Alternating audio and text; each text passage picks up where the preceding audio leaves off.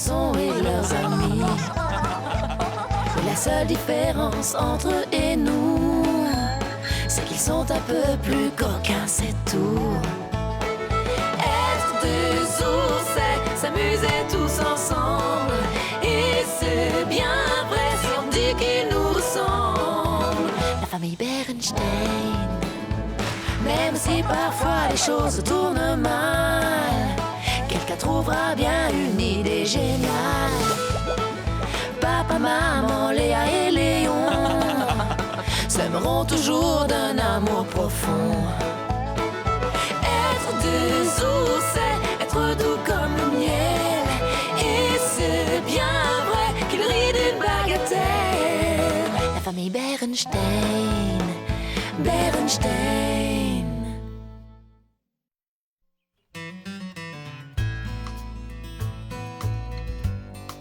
Tire la langue, retiens ta respiration. Viens voir le docteur Grizzly, petit ourson.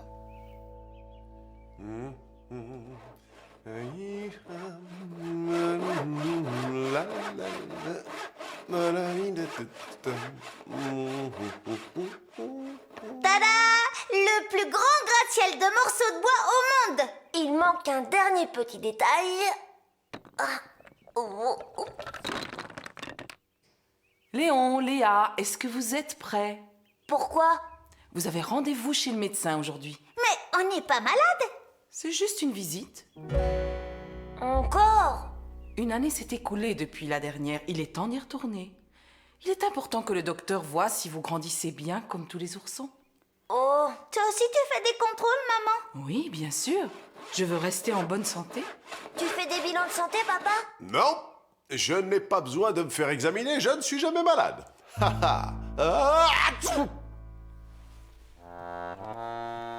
Ça s'appelle un éternuement. Oh, c'est probablement la poussière. La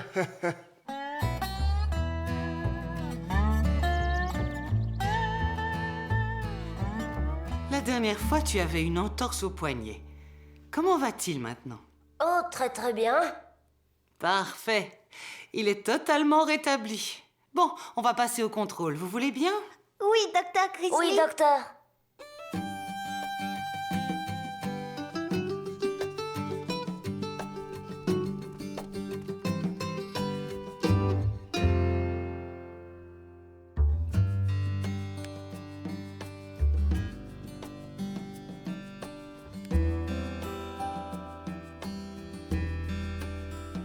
Droit, couché. À l'envers, suspendu, retourné et couché. Très bien. Encore.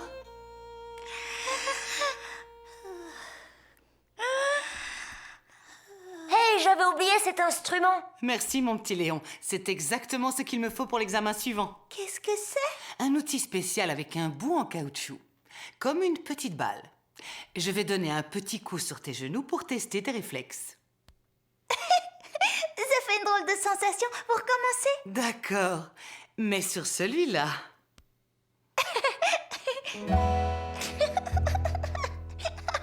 Léa, calme-toi. Comment veux-tu que le docteur fasse correctement son travail si tu gigotes comme ça? Ce n'est pas ma faute, maman, ça chatouille.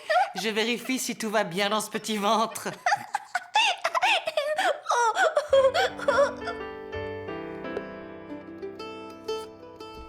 Dis A.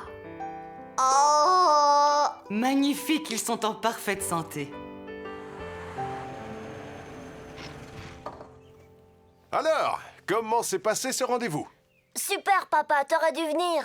Oh non, je suis trop occupé. Et puis, comme je vous l'ai dit tout à l'heure, je ne suis jamais... malade. Tu n'es jamais malade, toi. Il y a sûrement du pollen dans l'air qui incommode mon nez. Je ferais mieux de rentrer. Bonjour. Tiens donc, cousine Audrey et son adorable petit bout de chou. Quelle surprise! Que faites-vous par ici? En vérité, j'ai besoin d'un conseil éclairé pour confectionner mon nouveau patchwork. Qui d'autre que toi peut me le donner, maman? Je serai heureuse de pouvoir t'aider. Entre. Bonjour, Mélie. Comment tu vas? Bien. Tu veux de la limonade? Des biscuits, ça te dit? Oui, je veux bien. D'accord. Moi aussi, j'aime la limonade et les gâteaux. Oh, il veut de la limonade et des gâteaux. Oh, viens avec nous alors. Finalement, je vais me servir moi-même. C'est une chance que vous ne soyez pas venu plus tôt, vous nous auriez ratés. On est allé chez le docteur Grizzly pour un bilan. Maman?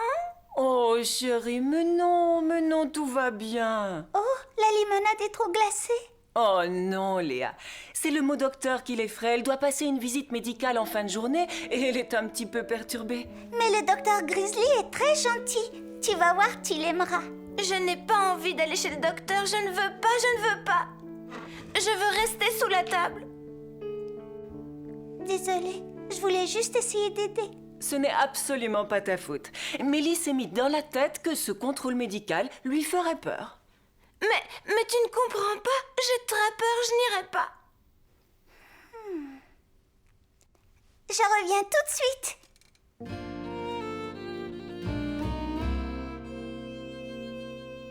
Allons, ma chérie, il est grand temps de sortir de là-dessous à présent. Oui, sinon on va te coudre avec la couette. Je sortirai seulement si tu me promets de ne pas m'emmener chez le docteur. Est-ce que Mélie Brown est là? Je suis le docteur Ours. Si vous voulez bien me suivre, je vais m'amuser à vous ausculter. Venez. Venez, mademoiselle. Léa a une superbe panoplie complète de médecins. Quelle excellente idée! Bonjour, Mélie. Tu es une grande fille maintenant. Tu sais ce qu'on va faire? On va regarder combien tu pèses, d'accord? Grimpe là-dessus. Très, très bien. Maintenant, on va te mesurer. Très, très bien. Tu peux venir t'asseoir ici maintenant. Cet instrument s'appelle un stéthoscope. Stéthoscope? Oh, c'est un mot difficile à dire. Le docteur l'utilise pour écouter tes poumons et ton cœur. Alors voyons, respire bien fort. Et encore. Oh oui, tout ça me semble parfait. C'est quoi ça? Un tableau pour vérifier la vue. À chaque fois que je te montrerai une flèche, tu m'indiqueras sa direction. Bien. Et maintenant celle-ci?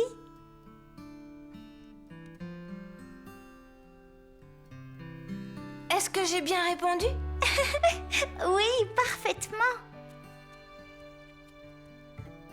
Et voici le moment que je préfère. Oh, ne t'inquiète pas, c'est en caoutchouc. Je vais donner des petits coups de marteau sur tes genoux. Tu vas voir, il va se passer quelque chose de très amusant. Je peux essayer? Oh, tu vois, je t'avais dit que ce serait drôle. Tout va bien, les enfants? Maman, tu sais, à la visite médicale, on vérifie que le cœur bat bien fort avec cette chose-là. Et on vérifie la vue avec un poster comme celui-là. Et le docteur Ours a fait bouger ma jambe en tapant sur mon genou avec ce petit marteau. Ah, mais dis-moi, ça a l'air très intéressant. Je devrais peut-être faire un bilan aussi. Sauf que le docteur Ours examine les patients pour du faux. Tu sais, il n'y a que le docteur Grizzly qui ausculte en vrai. Exactement. Et moi, je vais le voir aujourd'hui. Tu viens, maman? Merci beaucoup, Léa. J'ai seulement aidé comme le font les docteurs.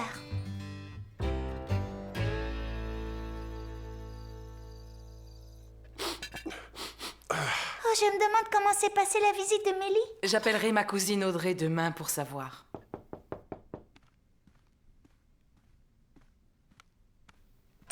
Ah, docteur Grizzly. Je ne savais pas que vous veniez à domicile. Eh bien si, bien sûr, mais aujourd'hui c'est tout à fait exceptionnel. Ah, ouah, entrez, docteur. Alors, c'est une visite sans rendez-vous. Mais je l'ai accepté quand même. Entrez. Docteur Grizzly. Bonjour. Bonjour, bonjour. Je me suis juste arrêtée pour remettre ce petit tableau à Léa. Tiens, ma grande. Merci. pour la remarquable préparation de la petite Millie Brown à sa première visite médicale. Elle a trouvé son contrôle annuel très intéressant. Et d'après sa maman, c'est grâce à toi et à ton idée judicieuse, Léa. J'avoue que Léa a fait un travail épatant. Si jamais vous avez besoin de moi pour d'autres patients, j'aiderai volontiers. Je crois que le prochain malade du docteur Grizzly est près de nous.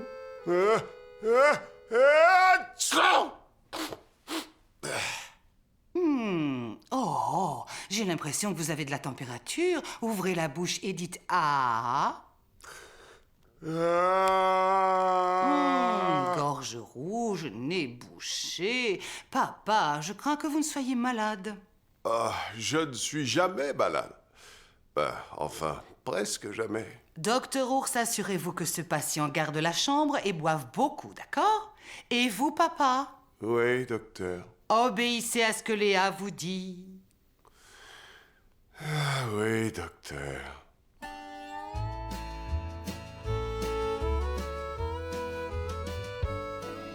Tiens, c'est la boisson que Léa... Enfin, je veux dire, que le docteur Ours a recommandé. Ah, merci, Léon. Tu es encore un petit peu chaud. Ah, je suis bouillant, docteur. Ah, j'ai mal à la tête, ma gorge est douloureuse. Tu peux me passer un mouchoir, s'il te plaît? Ah, je ne sens plus mon nez, c'est une véritable fontaine. Papa, si tu avais rendu visite au docteur Grizzly plus tôt, tu ne serais pas malade comme ça maintenant. J'y pensais vraiment pas. Et peut-être que si tu consultais un médecin régulièrement comme nous, tu ne serais jamais malade. Jamais? Ah, je n'en suis pas convaincu. Mais c'est sûrement une bonne idée de voir un docteur de temps en temps. Mes petits chéris, vous avez bien travaillé. Vous êtes de très bons gardes-malades.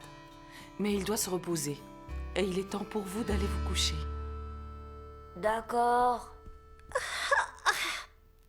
Ah, c'est fatigant de jouer au docteur. Je viens vous border. Maman, avant de partir, tu peux m'arranger mon oreiller? Et je voudrais une autre couverture.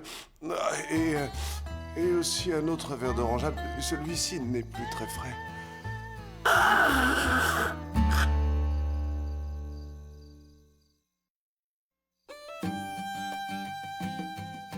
Quand les oursons d'Ourseville découvrent que la région est polluée, Ils apprennent aux grands à nettoyer leur saleté. Vous voyez, quand on travaille ensemble, les tâches sont évidemment moins importantes. Et plus facile. et plus amusante. Avez-vous des devoirs ce week-end? On doit préparer un projet pour la semaine de l'environnement sur les différents moyens de protéger la nature dans Ourseville et dans notre entourage. Mais on n'a pas encore d'idée bien précise. Je ne pensais pas que notre charmant village avait besoin de sauvegarde. Il conserve depuis toujours sa beauté parce qu'on l'entretient précieusement.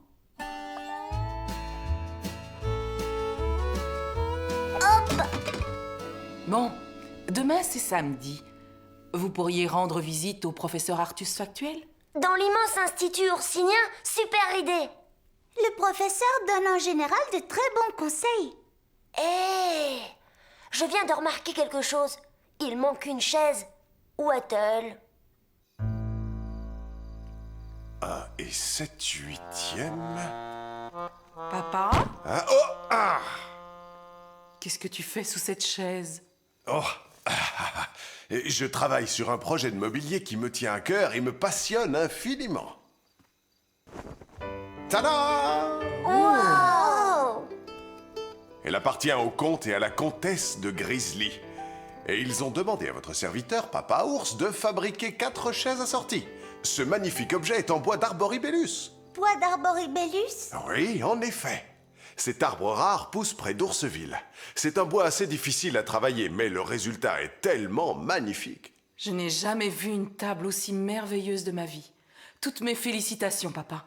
J'imagine que les chaises seront aussi réussies. Tu parles. Les chefs-d'œuvre de la totalité de ma création de meubles.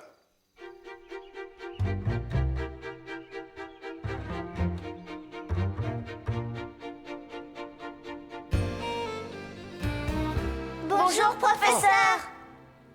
Tiens, mais ce sont mes amis Léa et Léon Ourson. Quelle bonne surprise!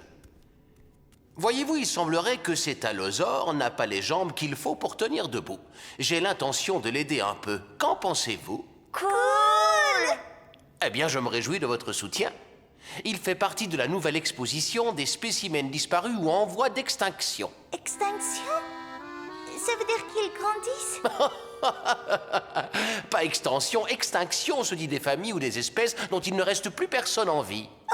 Je suis drôlement contente qu'ils n'existent plus, ceux-là. Ce seraient des compagnons bien étranges. Dites-moi, quel est l'objet de votre visite, au fait? Nous avons besoin d'idées pour préparer la semaine de l'environnement à l'école. Oh, splendide! Eh bien, allons-y. Allez, où ça, professeur? Oh, regardez l'environnement et voir ce qu'il y a à voir. Le véhicule Artus Factuel vous attend dehors.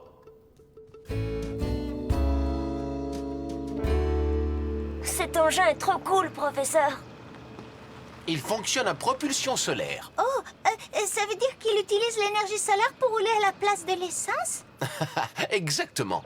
L'essence, le gasoil envoient de mauvais éléments dans l'air, mais pas la lumière solaire. Alors, qui dit que la sauvegarde de la nature n'est pas simple? Le recyclage est bon pour l'environnement, n'est-ce pas, professeur? En effet, c'est plus que certain, Léo.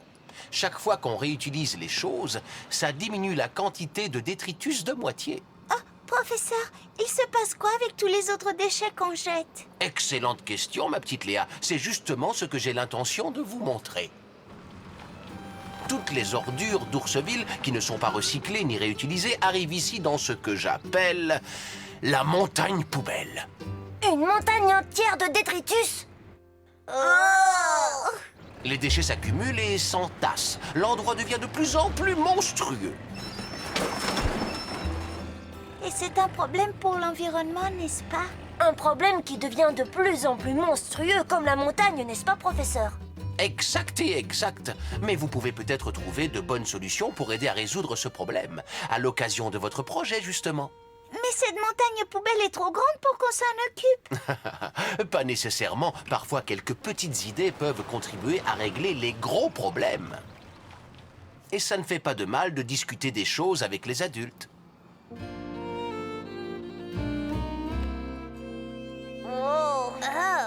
On dirait une vraie décharge municipale. Voilà encore un autre problème aux abords d'Ourseville. Et cela aussi. Encore un échantillon qui va rejoindre mes spécimens éteints ou en voie de disparition. Mais je croyais que les spécimens en danger étaient des animaux, professeur. Les animaux, les plantes, même les arbres peuvent être mis en danger. Dans beaucoup d'endroits, on coupe plus vite les arbres qu'ils ne poussent. Comme celui d'où provient cet éclat de bois, par exemple. Il est un peu particulier parce que cet arbre rare ne pousse qu'autour d'Ourseville. Il est appelé joliment Arboribellus. Arboribellus, professeur? Exactement. Il n'en reste plus beaucoup, à mon avis. Vraiment très peu.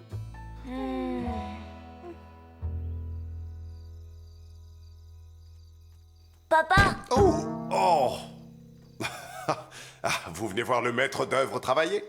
papa, tu sais que les arboribellus sont des spécimens en voie de disparition. Ils sont presque tous éteints. Ça veut dire qu'il n'en reste plus beaucoup. C'est la raison pour laquelle les meubles en arboribellus sont exceptionnels. On pense qu'il ne faut pas couper d'arboribellus pour fabriquer tes chaises. Ah, mais ils doivent être assortis à la table. Je suis obligé d'utiliser de l'arboribellus. Sincèrement, je ne vois pas où est le mal. Encore si j'avais abattu le tout dernier, je comprendrais. Un arbre de plus ou de moins, quelle différence? Aucune différence, j'imagine. Est-ce qu'un seul arbre change quelque chose? Un arbre. Un arbre. Alors, le professeur Artus Factuel vous a donné des renseignements sur l'environnement? Ben, il nous a expliqué l'importance de le préserver. Mais ça veut dire quoi, préserver exactement? Eh bien, préserver signifie ne pas gâcher les choses comme l'énergie et... Justement, voilà. Vous venez de m'aider à protéger l'environnement en me rappelant de fermer l'eau pour ne pas la gaspiller. C'est vrai? Mais oui. Et éteindre la lumière quand on n'en a pas besoin conserve l'énergie. C'est simple à faire. Super génial! On a déjà 2 solutions d'aide à l'environnement pour le projet. Mais on peut faire quoi pour la montagne poubelle? C'est là où vont toutes les ordures non recyclées. L'endroit est de plus en plus monstrueux. Que dit le professeur au sujet de la montagne poubelle? Que parfois les gros problèmes... Ont de petites solutions. Bon, très bien. Asseyez-vous à la table. Maintenant, cassez les coquilles en 1000 morceaux. Super, c'est amusant d'aider l'environnement. Ça, c'est sûr. Et après, on fait quoi? Vous allez déposer ces miettes de coquilles sur la terre au pied des plantes. Les coquilles d'œufs contiennent des vitamines qui renforcent et favorisent la croissance. Voilà, très bien. Mais de quelle façon ça aide l'environnement? Parce qu'on n'a pas jeté les coquilles d'œufs, on les a utilisées. Elles ne finiront pas sur la montagne poubelle. Oui, on a donné un coup de main à l'environnement. Ici, de notre cuisine. Et si nous on le fait, tout le monde peut le faire. Oh, si on allait le dire à tous nos amis, je parie qu'ils connaissent des trucs pour réutiliser des choses et éviter de les envoyer à la montagne poubelle. Et tout le bazar au bord de la rivière? Quel bazar! Oh, des pneus de voiture, des pots de peinture. Un vieux matelas? C'est trop dégoûtant, maman. Oh, pas possible. Eh bien, vous ne vous en rendez pas compte, mais vous avez déjà commencé à vous occuper de ce problème aussi. Oh, bah décidément, on fait du bon travail pour l'environnement. Oui, j'ai l'impression. Allez, viens, appelons nos amis. Je crois que je vais en parler à quelques amis, moi aussi.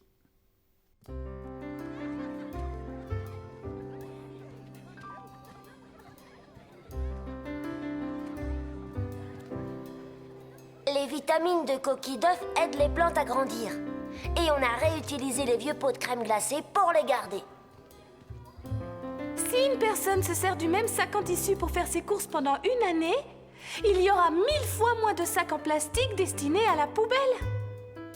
Et plutôt que gaspiller et jeter le papier de l'école dans les corbeilles, on peut le déchirer en petits bouts et le donner à Ben le fermier, qui en disposera pour la litière de ses cochons.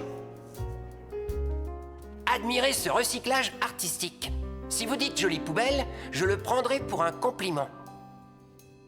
Je suis extrêmement impressionné. Toutes ces merveilleuses idées pour empêcher la montagne poubelle de grossir. Oui, un beau bouquet de petites idées. Pour résoudre un énorme problème, comme vous l'aviez dit, professeur. Mais où sont vos parents, les enfants? Il faut absolument qu'ils voient ce travail remarquable. Nous descendons nettoyer la rivière. Et nous remercions nos oursons qui nous ont rappelé que lorsque les tâches sont trop lourdes pour eux, c'est aux grandes personnes de s'en charger. Je ne l'aurais pas mieux dit moi-même. Mais où est papa? Oh, il est parti tôt ce matin. Il a vaguement parlé de ce fameux arboribellus. Je suppose qu'il est allé le couper pour fabriquer sa chaise. Pourquoi cet air si triste, mes oursons? Est-ce que tu l'as déjà coupé, papa? Quoi? Ah, non, non, non. J'ai réfléchi longuement à ce que vous m'avez dit l'autre soir et j'ai compris qu'un arbre en plus, ça fait une grosse différence. Et si on ne prend pas soin des choses qu'on a la chance d'avoir, en un rien de temps, elles disparaîtront. Alors, à la place de couper cet arbre rare... Ce sont des bébés arboribellus. Eh oui, on les plantera au bord de la rivière. J'ai réussi à convaincre le comte de construire ces chaises en bois ordinaire. Merci, papa. Non, merci à vous deux. Vous nous avez tous aidés à ouvrir les yeux sur notre environnement. À comprendre que chacun a son rôle à jouer. Les oursons, les mamans, les papas et même les professeurs.